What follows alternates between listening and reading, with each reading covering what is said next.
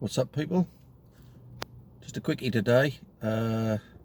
Obviously there's lots of controversy going on at the moment. I've been seeing it in several places about Sandro and this alleged betting nonsense going on, which may not be nonsense, it may be absolutely true, and it's two of his other pals.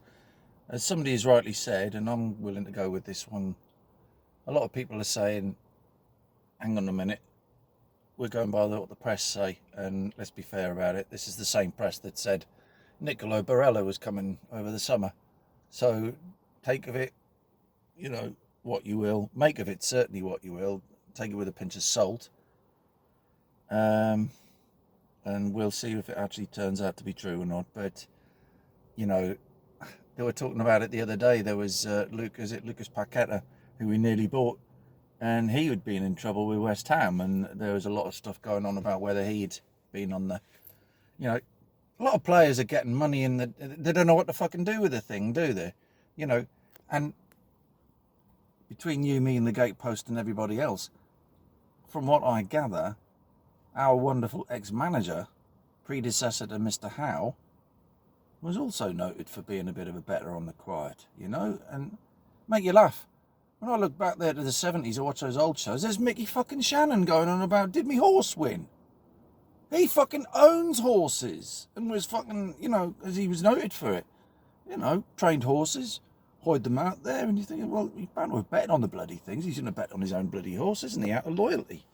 And, I don't know. You probably noticed I've today's attire. Yep, indeed. I'm doing it that way because I don't see if it's coming out. It's glowing too much in the light when I do it there, like this. So, but yes, the hideous cheesecake. I can remember actually. I was on my bus, and some guy stepped on with that, and I'm looking thinking, what the fuck? And this was, as I say, this is in Norfolk. This isn't up in the northeast. But when it became available, I thought, no, I'm having that bugger. And that was, like I said, I think probably when the season was finished. Of course, these were our last Adidas shirts. They were also the last time that they ran for more than one season. I think these were the first shirts that lasted a season and then changed to the following season and so on and so forth. Of course, it was our year in the Championship. I always think of Damien Duff scoring that goal. I took my son upstairs and put him to bed. We were watching it live with West Brom and Newcastle playing at the Hawthorns. And there's a cheer! Everyone downstairs, come downstairs, and my dad and my auntie were sitting there celebrating with the wife, and the fucking whole game. And the minute I step out to go to fucking put the lad to bed, wallop, fucking Damien Duff scores our solitary goal. But after obviously the history goes that after the devastating fucking pre-season humiliation at fucking Brisbane Road, we then conceded no more points other than the 2 points at the Hawthorns.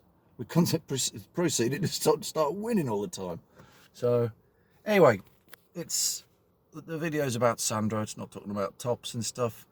If it proves to be a load of crap, then let's keep your fingers crossed. If it isn't, well, then we have to face the consequences, don't we? It's typical. But it would be, as far as I know, this would have happened before he joined us during his time at Milan. In which case, how the hell can we know shit about that until much later on?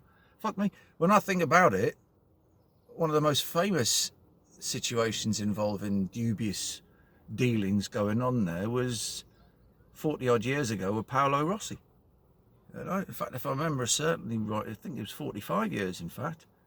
Guy bounces back 4 years later and wins a fucking World Cup for Italy. So, well, we'll see. But let's hope it's just a lot of spread around load of old shit. They've been brought in, this sort of thing's been seen what's going on, blah, blah, blah. And fingers crossed we can just let the blasted situation go. Anyway, it's not going to be a long one.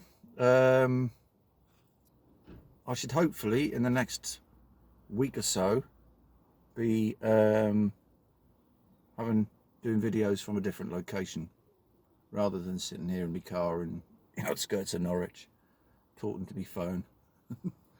So watch this space.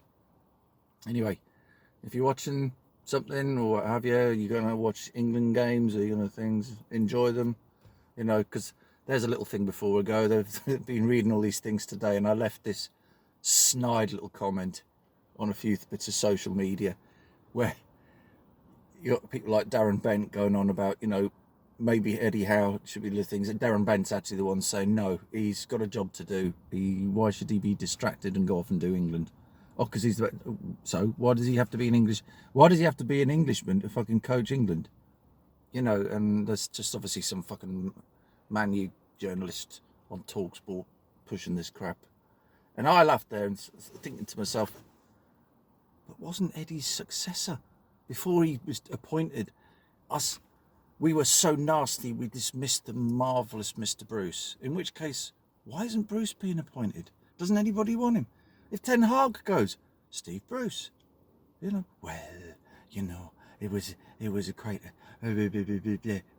Well, then why don't they want to employ the simpering bastard? Man United, well aware that the cunt will turn around and say, I want this, I want that, to even think about coming over, probably to pay off his gambling debts. And then it's like he does a shit job and then bolts with all his money, you know? So perhaps somebody else has looked and thought, he did a fucking terrible job at West Brom. He was bollocks enough at Newcastle, but West Brom was stupid enough to appoint him. Hang the fuck on. Well, let's just see, shall we? But, yeah, I like I sarcastically put it, you know, oh, isn't it terrible? Oh, Steve Bruce. Oh, well, then why doesn't some fucker employ him then? Okay? And I frankly think the England job would be perfect for him. Why? I'll tell you why. Because he's a lazy bastard and he only wants to do a few weeks a year. Spend the rest of the time either on holiday or doing his neddies and fucking betting and shit. Or whatever. Maybe he does gardening. I don't fucking know. Probably does more than I do. I don't give a shit. But the fact of the matter is, it's an easy job. It's only a few times a year. And he's the best in the world at making pathetic excuses for shit performances, which England will do, naturally, regardless of, irrespective of who's fucking coaching us. And the only bloke that's ever got us anywhere close to winning something, ignoring Southgate, was Bobby. You know, and even then, that took fucking, what are we looking at here? 8 years? Maybe? Certainly 6. You know, between him being appointed in 83, that'll have been 7 years, 1990 World Cup. You know, but the England job makes a wreck of some of the best fucking coaches that the game's ever known. You know, and I swear blind, I don't think Cloughie would have done a better job.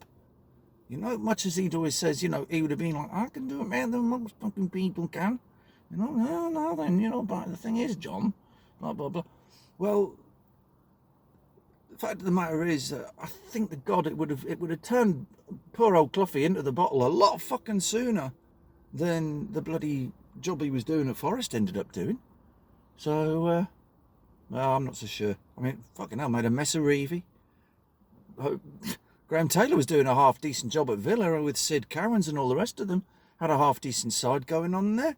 Joins England, fucking terrible. Galton Palmer. Fucking hell. Devastating. It's just shit after more shit after shit. You know, Roy Hodgson. Bloody terrible. So, go through the England list, you'll fucking see there's nothing but wankers. You know, great managers that by the time they got to the other end, wankers. Including our Kev. You know, Keegan was in charge of England, the old Wembley's last ever game. Us playing the Germans, and we fucking lost it. You know, a manager that would win stuff. Well, you know, even if not necessarily trophies, at least he won fucking games. So, anyway, Eddie Howe, he's staying put. If England want a fucking manager, go and tap on fucking Bruce Willis's door. Ask him if he'd do the fucking job. And he cost now, you know. I mean, perhaps apart from a few gambling debts paid off. So, fuck it. The FA can FO if they think they're getting an EH. All right? Anyway, have a lovely weekend. I'll speak again soon. Ta-da.